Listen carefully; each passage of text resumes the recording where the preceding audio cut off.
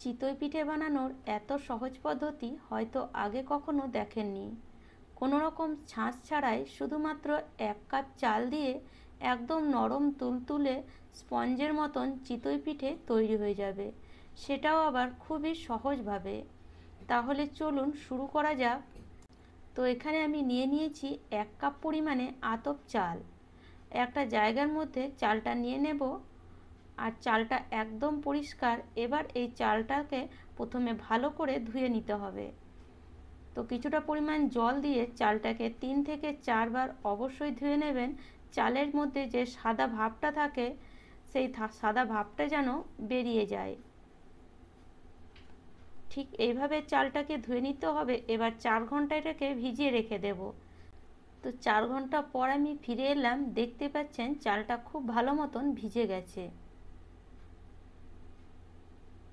চালটাকে হাত দিয়ে নিয়ে যদি এইভাবে একটু আঙুল দিয়ে দেবে দেন বা নখ দিয়ে দেবে দেন, দেখবেন চালটা একদম খুব সহজেই ভেঙে যাচ্ছে। তো বুঝবেন চালটা খুব ভালো মতন ভিজে গেছে।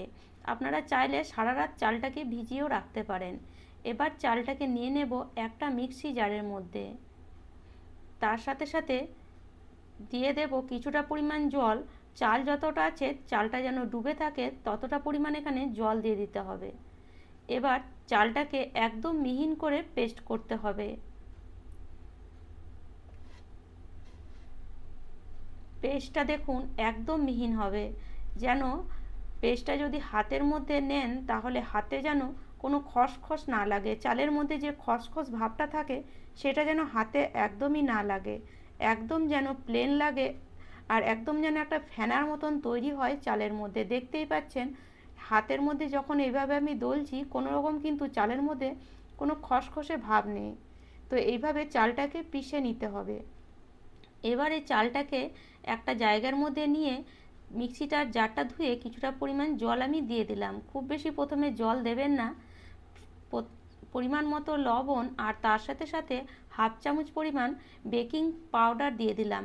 বেকিং সোডা নয়, বেকিং পাউডার দেবেন। এবার ভালো করে মিশিয়ে নিতে হবে চালটার সাথে।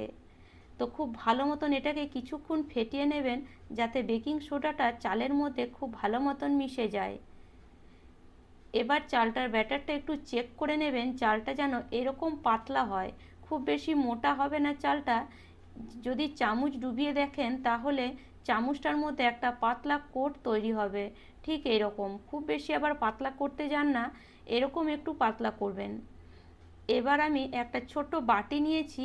বাটির মধ্যে দিয়ে দেব 3 চামচ পরিমাণে সাদা তেল, আর তার সাথে সাথে দিয়ে দেব 3 চামচ পরিমাণে জল। তো চালের ব্যাটারটা রেডি হয়ে গেছে। এবার জল আর তেলটাকে ভালো মতন মিশিয়ে এটাকে রেখে দেব সাইডে। আর এবার চলুন যাওয়া যাক গ্যাসের মধ্যে। গ্যাসের মধ্যে এখানে আমি বসিয়ে দিয়েছি একটা আপ্পা প্যান। এই আপ্পা প্যানে কিন্তু আমরা খুব সহজেই চিতই পিঠে বানিয়ে নিতে পারি। যদি বাড়িতে আপ্পা প্যান না থাকে তাহলে শুধুমাত্র 100 থেকে 150 টাকার মধ্যে এই আপ্পা প্যানগুলো পাওয়া যায়। কিনে আনলে আপনি খুব সহজেই চিতই পিঠে বানিয়ে নিতে পারবেন। তো যে তেল আর জলের মিশ্রণটা বানিয়েছিলাম সেটা এইভাবে একটু প্যানের মধ্যে ব্রাশ করে নিতে হবে। তারপরে এই যে চালের ঘোলটা, এটাকে একটু প্রথমে নেড়ে নেবেন, কেননা যেহেতু চাল সেজন্য নিচে বসে যেতে পারে। একটু নেড়ে নেওয়ার পরে তারপরে এইভাবে প্যানের মধ্যে অল্প অল্প করে দিয়ে দিতে হবে, মানে যতটা আপ্পা প্যানের মধ্যে জায়গা আছে ঠিক ততটা চালের এই ব্যাটারটাকে দিয়ে দেবেন। গ্যাসের ফ্লেমটা এই সময় লো টু মিডিয়ামে রাখবেন। আর এইভাবে সব প্যানগুলোর মধ্যে দিয়ে দেব। এতে কি হবে, একসঙ্গে কিন্তু অনেকগুলো আমরা চিতই পিঠে তৈরি করতে পারবো। স্বাদে কোনো ডিফারেন্স হয় না, একদম খেতে তুলোর মতন স্পঞ্জি লাগে, আর একসঙ্গে অনেকগুলো পিঠে তৈরি হয়ে যায়। আর এই চিতই পিঠে বাচ্চারাও খেতে খুবই ভালোবাসে, কেননা খুবই নরম হয়, সেজন্য বাচ্চাদেরও পছন্দ হয়। তো যদি কোনো ছাঁচ না থাকে তাহলে খুব সহজেই কিন্তু আমরা এই চিতই পিঠে বানিয়ে নিতে পারি এই শীতকালে। আর শীতকাল আসা মাত্রই নানান রকম আমাদের পিঠে খেতে ইচ্ছা করে। তো এবার শীতে খুব সহজেই কিন্তু বানিয়ে নিতে পারবেন কোনো রকম ছাঁচ ছাড়াই। তো চলুন ঢাকা দিয়ে মোটামুটি 15 মিনিটের মতন ছেড়ে দেব। 15 মিনিট পর এইভাবে একটু একটা চামচ দিয়ে যখন নেড়ে দেবেন, দেখবেন খুব সহজেই সব পিঠেগুলো উঠে যাচ্ছে। দেখুন খুব সহজেই কিন্তু উঠে যাচ্ছে, কোনো রকম কিন্তু ছাঁচের মধ্যে লেগে যাবে না, মানে আপা প্যানের মধ্যে লেগে যাবে না। তো চলুন এবার এটাকে ঢেলে নেব একটা প্লেটের মধ্যে। আর দেখতে পাচ্ছেন একদম সাদা ধবধবে পিঠেগুলো তৈরি হয়েছে। আবার আমি একইভাবেই ওই আপ্পা প্যানের মধ্যেই ব্যাটারটা দিয়ে দেবো। যতবার ব্যাটারটা দেবেন ততবার কিন্তু একটু ব্যাটারটাকে নেড়ে নেবেন, কেননা নিচে বসে যাওয়ার সম্ভাবনা থাকে, সেই জন্য একটু নেড়ে নিলে পুরো ব্যাটারটার মধ্যে চালটা ভালো মতন মিশে যায়। আর যতবার কিন্তু আপ্পা প্যানে আপনারা এই ব্যাটার দেবেন, প্রথমে তেল আর জলের ব্রাশটা অবশ্যই একবার করে নেবেন। তো এইভাবে পুরো প্যানটার মধ্যে আমি পুরো ব্যাটারগুলোকে, মানে সব ব্যাটারটাকে দিয়ে দিলাম। আর দুবার আমার 1 কাপ চালে দুবার এই পিঠে তৈরি হয়েছিল, চিতই পিঠে।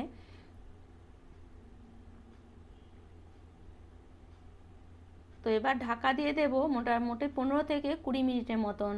তো গ্যাসের ফ্লেমটা লো টু মিডিয়ামে রাখবেন, ওটাও কিন্তু একটু ধ্যান মানে মনে রাখবেন, কেননা গ্যাসের ফ্লেমটা যদি বাড়িয়ে দেন তাহলে কিন্তু নিচে পুড়ে যেতে পারে বা শক্ত হয়ে যেতে পারে। সেই জন্য গ্যাসের ফ্লেমটা একটু লো টু মিডিয়ামে রেখে পিঠেটা তৈরি করতে হবে। তো চলুন এটাকেও আমরা ঢেলে নিই। আর দেখতেই পাচ্ছেন কত সুন্দর একদম সাদা ধপধপে চিতই পিঠে তৈরি হয়ে গেল। আর এই ছোট্ট ছোট্ট পিঠে বাচ্চারা খেতে কিন্তু খুবই পছন্দ করবে, কেননা ছোট্ট জিনিস দেখতে খুবই ভালো লাগে আর বাচ্চাদের খুবই কিন্তু পছন্দের হয়। দেখতেই পাচ্ছেন কতটা নরম তুলতুলে আর ভেতরটা একদম স্পঞ্জি জালিদার হয়েছে। তো এইভাবে আপনারা খুব সহজেই কিন্তু এই শীতকালে চিতই পিঠে বানিয়ে নিতে পারেন কোনো রকম ছাঁচ ছাড়াই। আর এই চিতই পিঠে গুড় দিয়ে খেতে দুর্দান্ত লাগে। তাহলে এই শীতে একবার হলেও বানিয়ে দেখবেন।